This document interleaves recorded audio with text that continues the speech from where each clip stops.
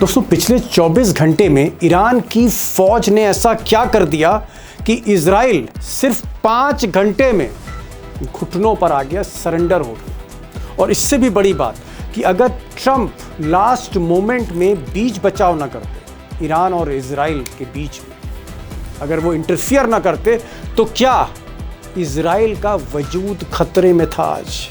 ऐसा क्या आखिर ईरान की इस्लामिक सेना करने जा रही थी? अब दरअसल इजराइल ने जब ईरान पर हमला किया, खासकर उनके पेट्रोकेमिकल ठिकाने पर, तो ऐसा कहा जाता है कि मुस्तबा खामनाई के साथ मिलिट्री कमांडर्स, जो इस्लामिक सेना है, उनके कमांडर्स की एक बैठक हुई और उस बैठक में तय किया गया, सुप्रीम लीडर ने तय किया कि ऐसा सबक सिखाइए कि फिर इजराइल दोबारा ऐसी गलती ना करे। और ऐसा कहा जाता है कि उसके बाद ईरान की इस्लामिक सेना ने अपनी सबसे खतरनाक मिसाइल खैबर शेकन सबसे एडवांस्ड और सबसे पावरफुल मिसाइल है, इससे हमला बोला।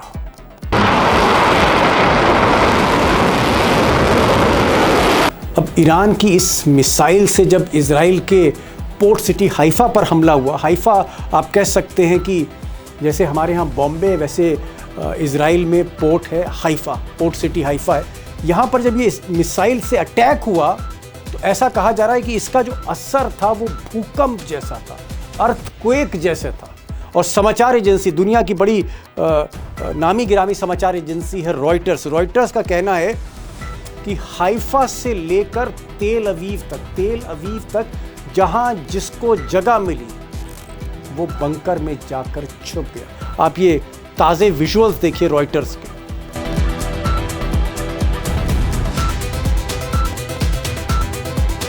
अब इस हमले से जब इजराइल थर्रा गया, उसके बाद ईरान की जो सरकारी मीडिया है प्रेस टीवी का आप ये बयान देखें, जिसमें कहा गया है कि if Zionist American alliances makes another misstep the region will turn into a hello.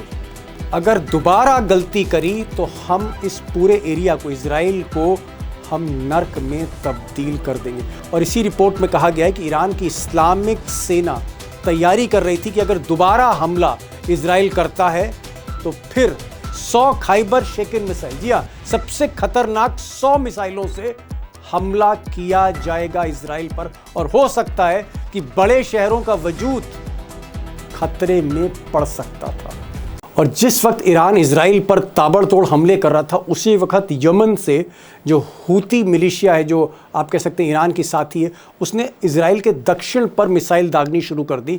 और नॉर्थ की तरफ से, यानी उत्तर की तरफ से, हिजबुल्लाह ने लेबनान की तरफ से टारगेट करना शुरू किया इजराइल के शहरों को। तो आप कह सकते हैं 3 तरफा अटैक हो रहे थे। और सबसे बड़ी बात, ईरान अपनी सबसे पावरफुल एडवांस्ड मिसाइलों से अटैक कर रहा था। अब इस 3 तरफा हमले का असर ये हुआ कि ना सिर्फ इजराइल की फ़ौज बल्कि मिस्टर नेतन्याहू प्रेशर में आ गए। और मीडिया रिपोर्ट्स के मुताबिक उन्होंने फिर ट्रंप से संपर्क साधा है। ट्रंप ने फिर पाकिस्तान से बात की है। पाकिस्तान की टीम ऑलरेडी तेहरान में निगोशिएट कर रही थी पीस डील को मुस्तबा खामनाई के एडवाइज़र्स के साथ। और उस वक्त ये फैसला लिया गया कि इजराइल अब सरेंडर करेगा, सीज़ फायर करेगा, अगला हमला नहीं करेगा। मुस्तबा खामनाई को भी समझाया गया। और उसके बाद मिस्टर ट्रंप ने ये बयान जारी किया एक ट्वीट के ज़रिए। अब इस ट्वीट में डोनाल्ड ट्रंप लिखते हैं कि both sides, Israel and Iran, are looking to do an immediate ceasefire. Final negotiations on peace are proceeding. यानी हमने नेतन्याहू को मना लिया है, ईरान भी मान गया है, सीज फायर होने जा रही है इमीडिएट। और हम जो बातचीत कर रहे हैं ईरान के साथ, फाइनल प्रोसीडिंग्स लगभग तय हो रही हैं। यानी ट्रंप भी नेतन्याहू के साथ सरेंडर कर गए। अब दोस्तों, जो सवाल मैंने शुरू में किया वही मैं अब दोहरा रहा हूं कि अगर मिस्टर ट्रंप बीच बचाव नहीं करते, एन वक्त पर बीच बचाव नहीं करते, निगोशिएट नहीं करते, तो क्या आज कयामत आने वाली थी इजराइल पर? ये एक बड़ा सवाल है। और इसको लेकर आज मैंने अमरीश मिश्रा से बात करी। अमरीश मिश्रा ईरान के जो डिफेंस एक्सपर्ट्स हैं उनके टच में थे। अंदर की कहानी क्या है, वो क्या करने जा रहा था, ईरान की फ़ौज ऐसा क्या करने जा रही थी आज, इसको लेकर ना सिर्फ नेतन्याहू हिले हैं CIA यानी जो अमेरिका की खुफिया एजेंसी है, CIA और पेंटागन भी हिला हुआ है। अमरीश मिश्रा से सुनिए होने क्या जा रहा था। अमरीश जी, मेरा पहला सवाल है कि अगर ट्रंप फाइनली हस्तक्षेप नहीं करते तो क्या आज इजराइल के लिए वाकई कयामत थी? कुछ इस तरह के हथियार ईरान निकालने जा रहा था जो दुनिया ने अब तक नहीं देखे। क्या खबर है तेहरान से आपके पास? दीपक जी, इजराइल के वजूद का संकट था आज। क्या? इजराइल के वजूद पर संकट आ गया था आज। ओ माय अगर गॉड। ये ट्रंप का ट्वीट नहीं आता और ट्रंप लिटरली हाथ जोड़ के नहीं मनाते ईरान को, तो ईरान ने तो खैबर शिकन निकाल ली थी। ओहो, खैबर शिकन। सबसे जी सबसे खतरनाक मिसाइल। और उसका एक छोटा सा डेमोन्स्ट्रेशन दे दिया था हाइफा में, उसका एक लोअर वर्जन मार के। नहीं तो और अगर जो वो ये जो आप खैबर मिसाइल बता रहे हैं, अगर ये 5-10 मिसाइल मार देते, ये मान लीजिए कुछ शहरों पे इजराइल में, फिर क्या होता? खत्म हो जाता फिर। भाई देखिए, ईरान को सिविलियन पॉपुलेशन पे इजराइल की मारने की जरूरत भी नहीं थी। उसके पास पूरा मैप है कि मोसाद के हेडक्वार्टर कहाँ है, IDF के हेडक्वार्टर कहाँ है, पुलिस का कहाँ सेंटर है, सब उसके पास। वो बस 3-4 मिसाइल उन जगह मार देता, उससे इजराइल की कमर टूट जाती। जब पूरा सिक्योरिटी फोर्सेज ही नहीं है तो जी, खेल खत्म है। इसमें सुनते हैं पाकिस्तान की जो टीम थी तेहरान में जो नेगोशिएट कर रही थी ट्रम्प की, फिर उनसे बात हुई है आसिम मुनीर से, फिर उन्होंने ऐसा फ़ोन किया है। फिर पाकिस्तान की भी भूमिका थी, ईरान को समझाया गया कि नहीं साहब, ट्रम्प माफ़ी मांग रहे। क्या इस तरह का भी कुछ हुआ है पर्दे के पीछे? दीपक जी, ट्रंप के बारे में तो ये खबर है कि हाथ पैर जोड़ना तो छोड़िए, उनको गश आ रहे थे। मतलब ये समस्या ये हो गई थी, जब उनको ये लगा कि खैबर शिकन ईरान निकालने वाला है, उसके बाद बेन गुरियन एयरपोर्ट पे हूतीज एयरपोर्ट ने पे जी। मारा। अच्छा, और हूती आ फिर गया इसमें। हूती आ गए। उसके बाद ये उन्होंने थ्रेट दे दी, धमकी दे दी कि रेड सी बंद करने जा रहे। ओ अब माय रेड गॉड। सी बंद हो गई तो बात खत्म। ओके, यानी ऑयल का जो हॉर्मूज वाला रूट है, दूसरा रूट जो है, वो भी बंद हो जाता आज, वो भी बंद हो जाता, आज रात तक। आज रात तक बंद हो जाता, बिल्कुल। ये बताइए, क्या ठीक है, चलिए, इधर भी वार हुआ, उधर पलटवार हुआ। मुझे बताइए कि सब कुछ जब बातचीत चल रही है, अमरीश भाई आप तो वार हिस्टोरियन है, बातचीत हो रही है, पाकिस्तान की टीम तेहरान पहुंची हुई है और अंतिम अंतिम दौर है डील स्ट्राइक होने का, मतलब फाइनल चीजें हो रही हैं, तो फिर ये नेतन्याहू साहब को अचानक क्या हो गया भाई?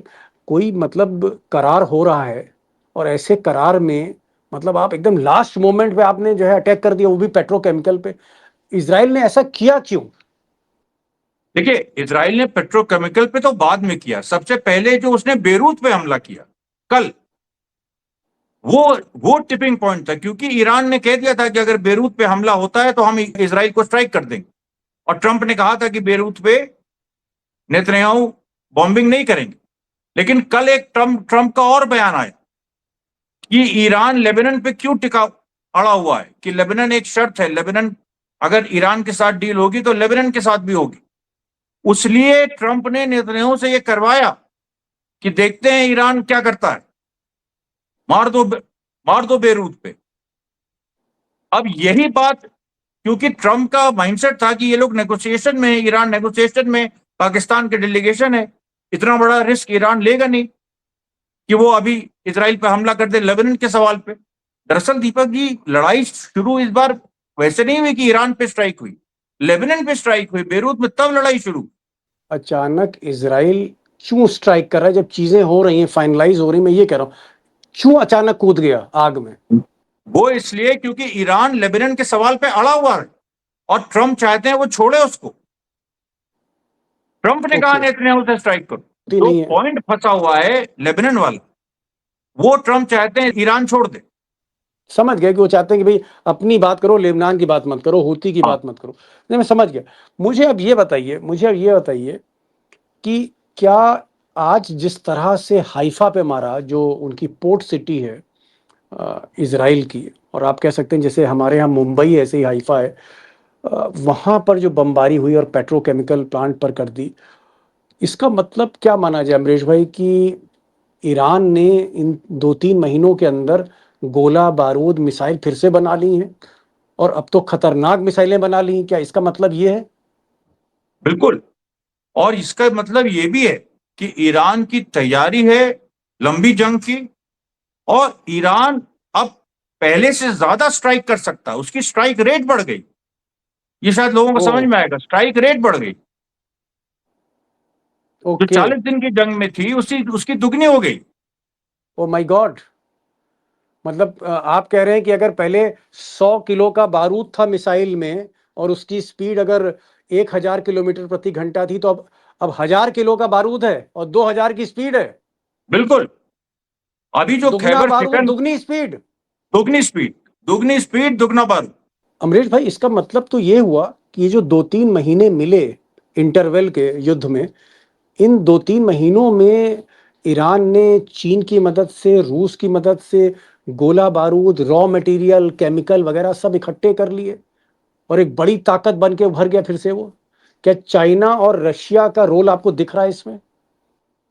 देखिए दीपक जी, जब ट्रम्प चाइना गए थे तो एक बात रिपोर्ट नहीं हुई जो जी जिनपिंग ने हिंट किया था। जी जिनपिंग ने कहा था, वो ताइवान के सवाल पे स्ट्रेस करते थे, लेकिन उन्होंने कहा था मिडिल ईस्ट में जो हो रहा है उसको जल्दी सुलझाइए। इतना बस कहा था जी जिनपिंग। इसका मतलब है, और अभी नॉर्थ कोरिया गए हैं जी जिनपिंग, इसका मतलब यह है कि लगातार चाइना, ईरान को उसने मदद पहुंचाई है सीज फायर की पीरियड में। रशिया की पूरी मदद रही है, खासतौर पे ईरान के तेल को एक जगह से दूसरे जगह पहुंचाने में कैस्पियन सी के माध्यम से, एकदम अलग रूट, ताकि जो अमेरिका का नेवल ब्लॉकेड है उसको बाईपास किया जा सके। इन सारे तरीकों से, और फिर ईरान ने जो स्टेट ऑफ हुर्मुज में कर लगाया है, उसमें हर दिन हर शिप पे सुनते हैं 1 मिलियन $2 मिलियन की कमाई हुई है ईरान को। ओके। तो इन सब चीजों से ईरान मजबूत हुआ, ऐसा दिखने में आ रहा है। इसका मतलब नेतन्याहू गलती कर गए, ट्रम्प गलती कर गए, ये जो इन्होंने ईरान को उकसा दिया। ट्रम्प गलती कर गए, नेतन्याहू तो एक अब मोहरे बन गए। अभी तक देखिए साफ हो गया कि ट्रम्प ने कहा भी, और अभी जो गाली गलौज हुई और जिसका एक्सियोस में रिपोर्ट आई, फिर ट्रम्प का एक और बयान आया था कल कि I am in charge, I am the boss. तो ट्रम्प अब ये कहने लगे। वो क्यों कहने लगे? क्योंकि अमेरिका में परसेप्शन जा रहा है कि अमेरिका इजराइल का पिछलग्गू बन गया है, तो ट्रम्प को ये ओके। सब करना पड़ रहा है। मतलब ट्रम्प को ये दिखाना है दुनिया को कि नेतन्याहू कुछ नहीं, जो है मैं हूं, मैं हूं। हाँ, और इसलिए उन्होंने नेतन्याहू को इस बार फंसवाया। फंसवाया। बिल्कुल, ओके। ये भी एक कारण। ठीक, समझ गया, समझ गया, समझ गया। गुरु चेले के रिश्ते हैं, चेला गुरु नहीं है, गुरु गुरु ही है, ये आप कहना चाह रहे हैं। मुझे एक चीज़ बताइए कि अब ये जो इसराइल को जिस तरह से मिसाइलों से आज हमले हुए हैं, ईरान ने किए हैं, और खबरें आ रही, मैं तो इसराइल के न्यूज़पेपर्स देख रहा था, घबराए हुए हैं नेतन्याहू की ये हो क्या गया। इतने ताबड़तोड़ हमले हुए हैं वहाँ पर। एक एक अटैक में 15-15, 20-20 लोग घायल हैं इसराइल में। क्या आपको लगता है कि ये एडवांटेज ईरान है, और अब जो फाइनल डील हो रही, जो फाइनल करार हो रहा है दोनों पक्षों के बीच में, क्या उसमें ईरान की शर्तें मानना अब ट्रम्प के लिए मजबूरी है? क्या अब और ज़्यादा झुकना पड़ेगा मिस्टर ट्रम्प को ईरान के आगे? बिल्कुल झुकना पड़ेगा और ईरान की शर्तें माननी होंगी। क्योंकि फिर देखिए, इस समय इजरायली सेना साउथ लेबनान में घुसी हुई है अंदर तक, उसको पूरा वापस बुलाना होगा। ये बहुत बड़ी चीज है। पूरा मिडिल ईस्ट हिल जाएगा इससे, और ईरान की ताकत तिगुनी हो जाएगी। और अगर नहीं जी, किया तो फिर जंग। ये एक झटका ट्रम्प के लिए भी है। बहुत बड़ा झटका। ट्रम्प को तो एक तरह से, मतलब he was hit hard. Amrish भाई, ट्रम्प का क्या वाकई बहुत बुरा समय, मतलब जो भी वो सोचते हैं, शनिच्चर भारी हो जाता है उनके ग्रह नक्षत्र। हालांकि अमेरिकन तो मानते नहीं, लेकिन हम लोग तो मानते हैं कि नक्षत्र जो हैं या उनके ग्रह उल्टे चल रहे हैं, समय उनका बुरा है, not good days for Trump. कि जो भी दांव खेल रहे हैं, खुद ही जो है बाजी हार जा रहे हैं। क्या आपको लगता है कि ये जो बाजी उन्होंने खेली कि हम ईरान को किसी तरह से डराएं, ईरान को किसी तरह से हम प्रेशराइज करें और डील साइन करा लें, क्या ये जो दांव खेला ये पलट गया है, और हम माने कि ये एक बड़ी जीत है ईरान की? बिल्कुल बड़ी जीत है। और दीपक जी, हकीकत जो ग्राउंड रियलिटी है, ट्रम्प उससे कटे हुए हैं। ये सामने बात आ गई कि ट्रम्प को असेसमेंट नहीं है कि ईरान की क्या कैपेबिलिटी है या वो नेगोशिएट कैसे करेगा। बीच में ट्रंप ये कहने लगे कि Iranians are very good negotiator, लेकिन फिर कहते हैं कि उनकी मिलिट्री तो है नहीं। तो इसका मतलब ये है कि ये समझ रहा है थोड़ा बहुत ट्रंप, लेकिन पूरी तरह से नहीं समझ पा रहे। ठीक है, जो ऑल राउंड समझा हुआ है। कैपेबिलिटी है ईरान की। बड़ी बात अमरीश जी ने कही, उन्होंने कहा कि ट्रंप के पास 360 डिग्री, एक मतलब एक पूरा पर्सपेक्टिव नहीं है ईरान के बारे में। टुकड़ों में वो ईरान को देख रहे हैं, मुकम्मल तौर पे ईरान की फौज को, मुस्तफा खामनाई के एक नए अवतार को, या फिर जो ताकत, जो मिलिट्री ताकत हासिल कर ली 2 महीने में, खतरनाक मिसाइलें बना दी हैं, वो असेसमेंट ट्रंप के पास नहीं था, इसीलिए हर दांव उल्टा बैठ रहा है। और एक चीज अमरीश जी ने कही कि एक जीत है ईरान की, और जीत इसलिए है क्योंकि अल्टीमेटली अब जो करार होने वाला है उसमें सिर्फ और सिर्फ ईरान की ही चलेगी। हमारे साथ अमरीश जी जुड़े, उनका बहुत बहुत शुक्रिया, थैंक यू सो मच। और दोस्तों, ये वीडियो कैसा लगा इस पर ज़रूर कमेंट लिखिएगा, और कोशिश करिएगा अपने दोस्तों को बताने का, इस चैनल को वो सब्सक्राइब करें। और आपने अगर चैनल सब्सक्राइब नहीं किया तो आप भी इस चैनल को ज़रूर सब्सक्राइब करें। Thank you so much.